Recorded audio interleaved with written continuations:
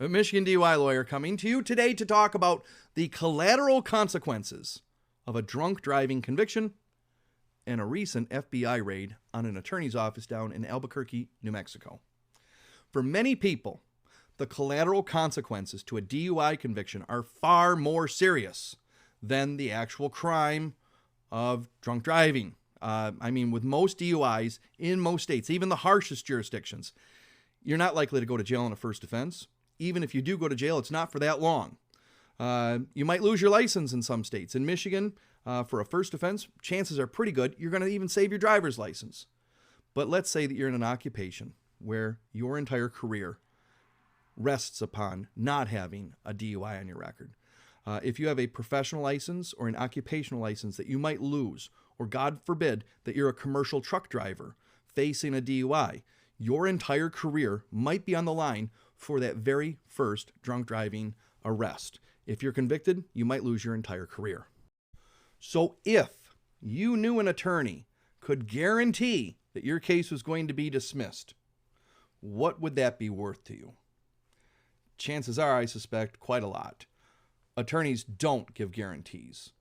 But like I said, just last week, the FBI raided an attorney's office down in Albuquerque, New Mexico. AboveTheLaw.com and the Albuquerque Journal are reporting that the New Mexico defense attorney Thomas Clear III, his office was raided by the FBI, and that the investigation has other ramifications. Several police officers have been put on leave, and over 150 drunk driving cases have been dismissed.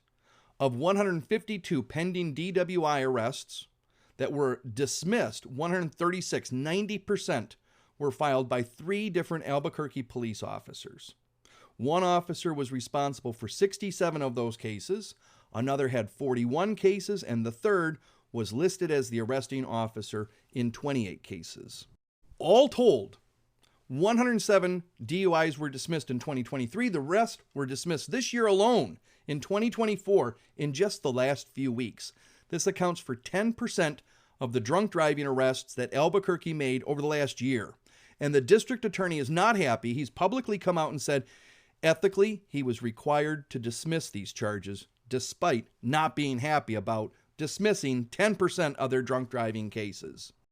Albuquerque Police Department spokesman said that several officers are on paid administrative leave, quote, while the investigation continues, adding that the APD had been working with the FBI for the past several months on an investigation involving members of their department. There have been no charges filed or arrests made yet,